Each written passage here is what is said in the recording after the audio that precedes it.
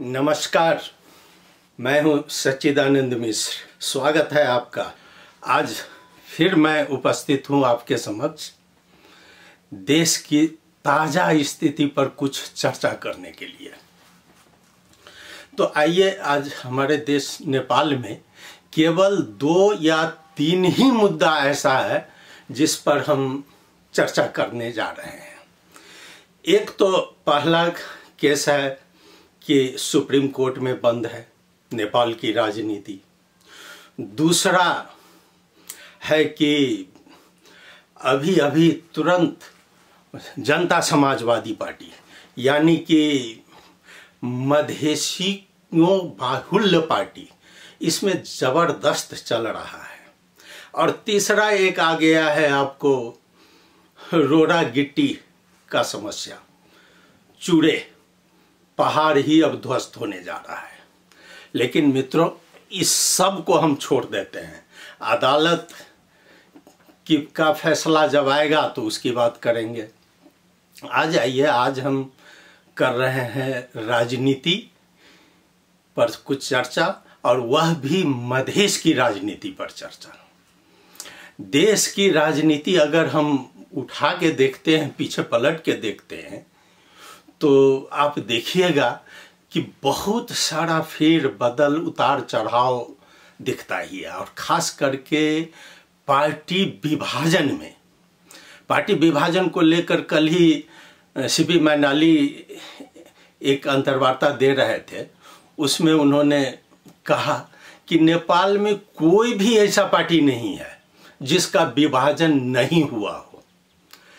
वो चाहे कांग्रेस का हो, चाहे प्रजातंत्र पार्टी का हो, और चाहे कम्युनिस्ट पार्टी का हो। कम्युनिस्ट पार्टी तो एक प्रकार से छित विच्छित भी हो गया था, फिर से जुटा, और फिर उसकी कहानी हमारे समक्ष है।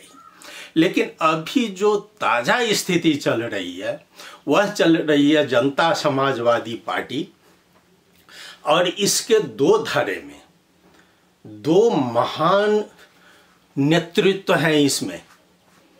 एक है श्री उपेंद्र यादव जी और दूसरा है महंत ठाकुर जी। दोनों खेमा में घमासान चल रहा है।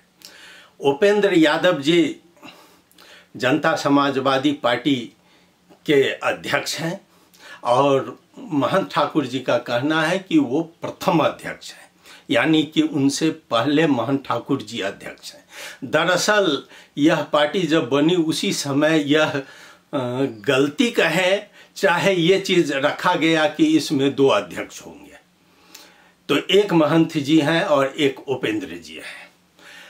तो इस पार्टी में हुआ कि इसके जड़ में आ रहा है केपी शर्मा ओली, कि एक खेमा है केपी शर्मा ओली को समर्थन किया जाए, और दूसरा खेमा है कि केपी शर्मा ओली के विपक्ष में जाए, यानी कि वो शेर बहादुर देउपा जी के पक्ष में है।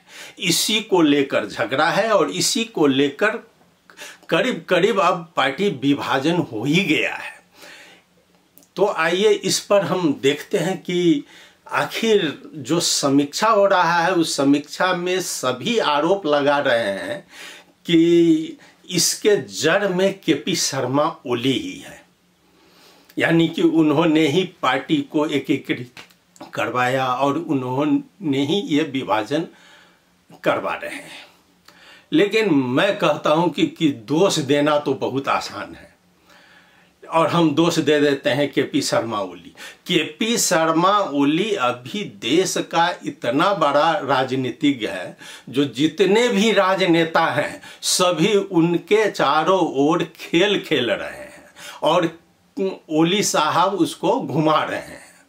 चाहे वो जहां हो, आप देख लीजिए अदालत में, सुप्रीम कोर्ट में मुद्दा गया, जल्द फैसला हो जाता, लेकिन अब सुप्रीम कोर्ट में लग गया 4-5 दिन, तो उनको न्यायाधीश करने में ही, नियुक्त करने में ही लग जाएगा। तो ये सब निर्णय ओली साहब के पक्ष में जा रहा है। इधर ये साहब लड़ रहे हैं दोनों, तो ये भी किसी न किसी रूप से ओली साहब के पक्ष में ही जाता है। अब आइए हम उपेंद्र यादव जी की बात करते हैं। उपेंद्र यादव जी सशक्त नेता हैं, जनता समाजवादी पार्टी की। तो ये पक्ष और ओली के पक्ष और विपक्ष में इन लोगों में मतभेद हुआ। मतभेद होने पर दोनों दो धार में लगे। दो धार में लगने के बाद सबसे पहले उपेंद्र यादव जी ने महंत ठाकुर जी और उनके 3 सहयोगी यानी कि लक्ष्मण लाल कर्ण, राजेंद्र महतो और एक शुक्ला जी, ये चारों को स्पष्टीकरण पूछ दिया।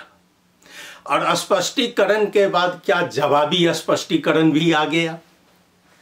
दोनों में जवाब सवाल होता गया, लेकिन जवाब कोई नहीं दिया स्पष्टीकरण का। अंत में उपेंद्र यादव जी निष्कासित कर दिए। निष्कासित किसको किया? तो इन चारों नेताओं को, शुक्ला जी, लक्ष्मण लाल कर्ण, राजेंद्र महतो और महंत ठाकुर जी। और पार्टी से निष्कासन का अगर हम देखते हैं तो महंत ठाकुर जी कभी सोचे भी नहीं होंगे कि उनको कभी कोई पार्टी से निष्कासन करेगा, लेकिन आज वो दिन भी आ गया। उपेंद्र जी निष्कासन कर दिए पहले, उसके जवाब में उन्होंने भी कर दिया और दोनों अपना अपना दावा चुनाव आयोग में पेश कर दिए। लेकिन अभी तक चुनाव आयोग का फैसला नहीं है। कुछ कागजात मांगा गया है, अब उसके बाद चुनाव आयोग फैसला करेगी। इधर उपेंद्र जी का आधार थोड़ा सा ऊंचा जरूर लगता है। उनका मानना है कि हम केंद्रीय कार्यकारिणी से पास करवाए हैं। यह सच है। केंद्रीय कार्यकारिणी में अभी उपेंद्र जी का बहुमत ज़्यादा है, यानी कि 51 सदस्यीय समिति में एक जेल में है, 50 है, और 50 को देखा जाए तो अभी कहा जा रहा है कि 20 महंत जी के पास है, बाद बाकी उनके पास है। तो जो इस वक्त क्या हुआ कि जो महंत जी के पास था पुराना, वो भी अभी उपेंद्र जी के पास चला गया है। तो उपेंद्र जी का हाथ जरूर ऊपर चला गया है। और उसी संख्या को देखते हुए और उसी संख्या के आधार पर उपेंद्र जी ने यह निर्णय लिया है कि महंत जी को पार्टी से निष्कासित कर दिया जाए। और इस संख्या के पीछे कुछ बल है इनके। हम लोगों को लग रहा था कुछ दिन पहले कि यह चीज़ एकदम आसानी से और मिली भगत से दोनों अलग अलग हो जाएंगे। जैसे कि इनके एक वरिष्ठ नेता बाबूराम भट्टराई जी ने एक ट्वीट किया था, और उस ट्वीट का मतलब है कि कोई निर्माण करने के लिए, नया घर बनाने के लिए पुराना को भटकाना ही पड़ता है। इसीलिए और उन्होंने कहा कि बेहतर है कि ये खींचतान से हम लोग अपना अपना घर लगें। तो हम लोग समझ रहे थे कि ये बहुत अच्छा ट्वीट है। इस ट्वीट के बाद ये लोग बैठकर आपसी निर्णय करेंगे और आपसी निर्णय में ये हो जाएगा कि जिस तरह हम लोग मिले थे उस तरह अलग हो जाए। लेकिन ये चीज़ हुआ नहीं। ये यहाँ पर देखा गया संख्या में उपेंद्र साहब का ग्रुप ऊपर है। उन्होंने संख्या का प्रयोग किया और संख्या के बदौलत महंत जी को और उनके ग्रुप को निष्कासित कर दिया। तो उन्होंने किसको निष्कासित किया? तो महंत ठाकुर। कौन सा महंत ठाकुर? वह महंत ठाकुर जिसका देश में इतना योगदान है कि स्वयं नेपाली कांग्रेस के नेता भी उनके सामने मुंह नहीं खोल रहा है। उस महंत ठाकुर को उपेंद्र जी ने पार्टी से निकाल दिया। और उस महंत ठाकुर को, जिस महंत ठाकुर के यहाँ उपेंद्र जी रातों रात गए थे कि महंत जी हमारी पार्टी को बचा लीजिए, क्योंकि ओली साहब ने एक ऐसा अध्यादेश लाने जा रहे थे जिसमें कि इनके जो कुछ नेतागण थे वो छोड़ के जाने वाले थे और इनकी पार्टी टूट रही थी। तो उस महंत ठाकुर को इन्होंने पार्टी से निकाल दिया है। और इतना ही नहीं है, ये निकालने के बाद अब इनके जितने भी कार्यकर्ता सहयोगी हैं वो सभी लग गए हैं कि महंत ठाकुर, अब जैसे उनका एक नेता, ऐसा नेता है जिसका इंटरव्यू सुन रहे थे, उन्होंने कह दिया कि ये ठेकेदार बनता है महंत ठाकुर मधेश का। तो कोई कुछ कह रहा है, कोई कुछ कह रहा है, चारों तरफ से इन पर आरोप लग रहा है महंत ठाकुर पर। और इनके कार्यकर्ता खुलकर कह रहे हैं कि अब दिखा रहे हैं कि विधान का विधि नियम होता है, उस नियम को पालन नहीं करने वालों को हम पार्टी से कोई भी व्यक्ति निकाल सकता है। हाँ, नियम होता है, उस नियम को पालन करना चाहिए। इनके कार्यकर्ता को आजकल देखते हैं फेसबुक पर, स्टेटस पर सभी लिखते हैं, जो सुकई मांझे भय पनी, जो भी जितना बड़ा ही क्यों न हो, अनुशासन का पालन तो करना ही पड़ेगा। हाँ, इस वक्त तो उपेंद्र जी ऊपर हैं, अनुशासन का पालन जरूर करना चाहिए। और वो उपेंद्र जी ने जो किया है वो अपने संख्या के बदौलत किया है, और संख्या के बदौलत यह भी इतिहास बताती है कि अनुशासन का जो दृष्टांत देते हैं, और ऐसे ऐसे अनुशासन का दृष्टांत देने वाले बहुत बड़े तानाशाह के रूप में भी सामने आया है। तो आप क्या दिखा रहे हैं, इस अनुशासन को आप कैसे ले रहे हैं? एक या दो सदस्य आपके यहाँ चला गया तो आप अनुशासन बता रहे हैं, लेकिन वो बात नहीं। आपने जो किया है वो आपके अनुसार सही है, और ये देखने में यही लग रहा है कि संख्या आपकी है तो पावरफुल आप हैं, यानी कि जिसकी लाठी उसकी भैंस। अब आइए दूसरा पक्ष देख रहे हैं श्री महंत ठाकुर जी का।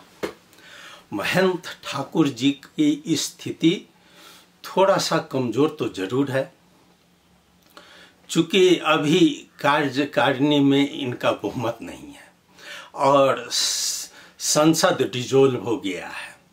अगर संसद रहता तो इनके पक्ष में सांसदों की संख्या ज़्यादा है, ये उपेंद्र जी से ज़्यादा सांसद इनके पक्ष में है, लेकिन उसकी गणना अभी नहीं होगी। तब अब इनकी रणनीति क्या होगी, थोड़ा इस पर चर्चा करते हैं। महंत ठाकुर जी का ग्रुप जो अलग हो रहा है, और अब इनके सामने एक विकल्प है कि दूसरा पार्टी दर्ता करावें। हो सकता है कि राजापा जो इनकी पुरानी पार्टी है वही दर्ता हो जाए, और उधर अब इन्होंने आगे बातचीत शुरू कर दिया है। लेकिन इनके समक्ष एक समस्या क्या है कि इनका जो ग्रुप है, इसमें चाहे वो राजेंद्र महतो हो, चाहे अनिल झा हो, चाहे शुक्ला जी हो, चाहे लक्ष्मण लाल कर्ण हो, चाहे और भी शरद सिंह भंडारी हो, चाहे कुछ और लोग हैं, ये सभी पार्टी बनावे इस पर कम, लेकिन फिलहाल जो कोपी शर्मा ओली जी के तरफ से इनको एक मिला हुआ है कि आ जाओ मंत्रिमंडल में, उधर ध्यान ज्यादा है। अब ऐसी स्थिति में महंत जी असमंजस में जरूर पड़े हैं कि हम पार्टी को कैसे ले जाएं। हाँ, अभी थोड़ा ये टाइम तो लिए हैं, टाइम लेकर आगे बढ़ रहे हैं, जो कुछ दिन देखें सुप्रीम कोर्ट का क्या निर्णय हो रहा है। लेकिन सुप्रीम कोर्ट का निर्णय अब इतना लंबा जा रहा है, तब तक मुझे नहीं लगता है कि इनके जो ये मंत्री बनने वाले कैंडिडेट हैं, जो योग्य कैंडिडेट हैं, वो चुपचाप बैठे रहेंगे। इनमें छटपटाहट कुछ ज़्यादा ही आ गया है, और ये चाह रहे हैं कि जल्दी से जल्दी हम कोई मंत्रालय पकड़ लें। और इसमें ये सभी हैं पुराने सद्भावना से आए हुए, चाहे और कुछ फोरम से आए हुए, चाहे और कहीं से। तो महंत जी को बैलेंस करने में थोड़ी परेशानी तो जरूर हो रही है, लेकिन महंत जी भी दिग्गज खिलाड़ी हैं। राजनीति में उनसे ज़्यादा अनुभव दोनों खेमा में किसी को नहीं है। वो देख रहे हैं। इस बार जो पिछले 4-5 महीना से जो राजनीति कर रहे हैं महंती जी, उसमें लग रहा है कि हाँ, इनमें कुछ ऊर्जा जरूर आया हुआ है। तो इस तरह अब मंत्रिमंडल हो सकता है कि आज कल 2-3 दिन में ये मंत्री चले जाएंगे, नहीं तो कुछ ऐसा भी है कि नहीं बनाएंगे मंत्री, तो कहीं इस खेमा से बदल के उस खेमा में न चला जाए। जैसे इनका 2-3 जो इनके ग्रुप के थे, एक मंत्री है 2 नंबर प्रदेश में, वो भी चला गया। एक सांसद था जिसको राजेंद्र महतो बनाए हुए थे, वो भी उपेंद्र जी में चला गया। तो कुछ और का होगा कि हम मंत्री बन जाए तो कुछ दिन भी रह लेंगे। तो कल हम पूछते हैं, जो ये मंत्री बनने पर अब इनकी खिंचाई हो रही है चारों तरफ। मैं एक पुराने मंत्री और एक नेता का इंटरव्यू सुन रहा था कल, जिसमें कि नेपालगंज के नेता थे। उनसे पूछा कि आप लोग भी तो थे मंत्रिमंडल में, लेकिन एक ठो सिनको बराबर भी काम नहीं किए। तो उनका कहना क्या था, तो नहीं, काम हम नहीं किए, और जब ओली हमारा बात नहीं सुना तो हम छोड़कर चले गए, हम छोड़ दिए ओली साहब को। तो ये बहुत अच्छा रास्ता उपेंद्र जी और उनके सहयोगियों ने बना दिया, और ठीक उसी रास्ते पर आज राजेंद्र महतो और उनके सहयोगी भी जा रहे हैं। जो हम ओली से करवाएंगे, अगर कर दिया तो ठीक है, नहीं कर दिया तो हम भी छोड़ देंगे। हम भी कल वही बात कहेंगे जो उपेंद्र जी कह रहे हैं कि हम पार्टी छोड़कर आ गए। लेकिन इस सब से अलग महंत जी ने जो इस बार किया है, खास करके मधेश की पॉलिटिक्स पर, मधेश के लिए बार्गेनिंग, वो जबरदस्त बार्गेनिंग है। हाँ, इसको उपेंद्र जी और उसके ग्रुप वाले भले ही नहीं ले, उसने एक नेता ने तो यहाँ तक कह दिया कि अरे ये मुद्दा मधेसी का थोड़े है, वो साइकिल का हवा फुसकाने वालों को भी मुद्दा था, वो हटा दिया है। अब इस तरह का किया जा रहा है। लेकिन जो आज तक रहकर महंत ठाकुर का जो बार्गेनिंग पॉइंट है और बार्गेनिंग कैपेसिटी है, वो आज तक किसी नेता में नहीं है। उस सत्ता में अगर उपेंद्र जी वाला ग्रुप रहता तो सत्ता में अभी तक चला गया रहता। जाने के लिए ये लोग भी जाएंगे, एकदम तैयार है, धोती कुर्ता नील टिनोपाल लगाकर धुला के रखा हुआ है और दौड़ के जाएंगे। अब खाली 1-2 दिन की देरी है। लेकिन तब क्या है कि महंत जी ने अपना वजन बना लिया है, अपना इमेज बना लिया है कि तुम ये काम करो, चाहे 139 हो, चाहे जितने लोग हो मधेश का, उसको उन्होंने छुड़वा लिया है। जो जेल में सड़ रहा था उसको भी निकलवाए हैं, जिस पर मुद्दा था वो भी हट गया है। और सबसे बड़ा काम हुआ है नागरिकता का। भले ही नागरिकता के खिलाफ सुप्रीम कोर्ट में 2 रिट पड़ा हुआ है, लेकिन आखिर अध्यादेश से भी नागरिकता तो आ गया। इतना काम तो ओली महोदय ने किया। फिर आगे भी बात हो रही है, रेशम चौधरी को भी छोड़ने की बात हो रही है। ये इतना बड़ा जबरदस्त बार्गेनिंग और ओली के साथ इन्होंने किया है, उससे देखकर यह लग रहा है कि महंत जी को आगे के दिन में यही काम लगेगा। चाहे इसके मंत्री में जाए, चाहे वो मंत्री से भाग जाए, लेकिन इनका जो प्रॉपर्टी है वो यही प्रॉपर्टी है। हाँ, लेकिन महंत जी पर भी आरोप कम नहीं है। कल ही एक नेता इन पर गरज रहे थे।